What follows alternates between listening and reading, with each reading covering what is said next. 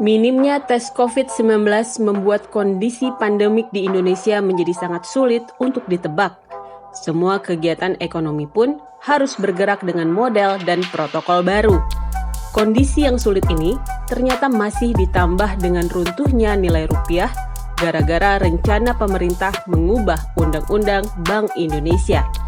Menurut David Sutianto, Head of Research Ekuator Suwarna Sekuritas, kondisi sekarang ini bisa menjadi pendek atau panjang. Kalau misalnya kita mau dengar sisi dari pelaku pasar yang optimis, COVID-nya akan segera selesai, akhir tahun vaksin sudah mulai ada, dan sebagainya lah. Tapi sebenarnya pada faktanya kalau kita di market lihat, dengan selesainya COVID pun banyak masalah yang masih belum selesai, terutama di bidang ekonomi ya. Kalau kita lihat masalah restrukturisasi bank itu kan juga belum tentu selesai bulan tahun depan kan. Tahun depan belum tentu debiturnya kuat untuk bayar bunga dan teman-temannya. Belum lagi pemerintah kayak tahun depan juga akan mengenjot pajak kan. Yang menurut saya tahun depan pun juga kayaknya dunia usaha belum 100% pulih. Ya, kita masih menunggu sih, karena saat ini banyak polisi kebijakan di pemerintah itu yang cenderung menurut saya tidak perlu dilakukan sekarang, tapi malah dibahas. Kayak kemarin kan kita sempat heboh nih sampai sekarang rupiahnya turun kan karena BI katanya mau ada dewan pengawasnya kan. Iya, dewan moneter itu kan belum perlu dibahas menurut saya. Saat ini kan kita semua pasti setuju kita tengah krisis ya.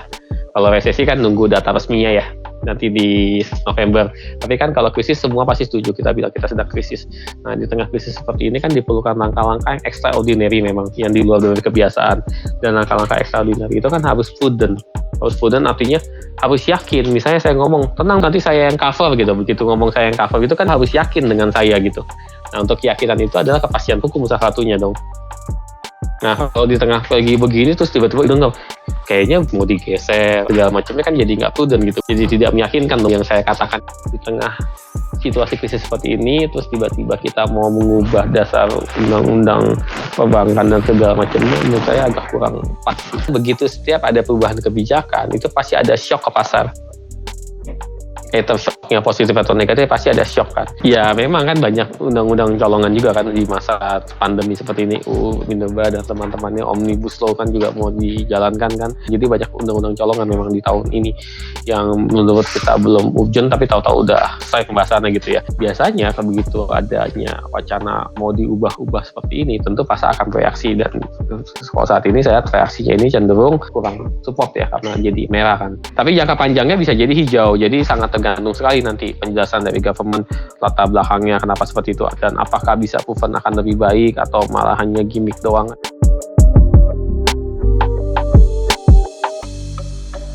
Saya sih selalu yang berpaham kepada pakem-pakem investasi yang paling dasar ya, yaitu high risk high return ya. Jadi saat ini IHSG memang menjanjikan return yang extraordinary ya. Bayangkan di bulan Maret naiknya kan luar biasa. Tapi di sisi lain itu ada resiko yang cukup besar karena return yang diberikan oleh IHSG ini mungkin tidak sejalan dengan kejadian di ekonomi real, atau istilahnya ada gap antara Wall Street dan Main Street kalau di Amerika. Jadi di satu sisi memang kalau misalnya dilihat apakah pasar bisa naik, bisa banget. Tapi di sisi lain kita juga harus realize dalam kondisi beberapa hari terakhir misalnya kita realize asingnya tuh sedang out. Hari ini hampir 1 triliun, sebelumnya sampai 1 triliun. Total net foreign sale-nya 5 triliun total seminggu ini. Dalam sebulan udah 10 triliun. Lihat dari momentum menurut saya. Jadi kalau momentumnya masih bagus, ya boleh dimasukin. Jadi dalam hal ini mungkin nggak bisa dalam jangka panjang kali ya. Let's say kebanyakan harusnya sih day trade ya.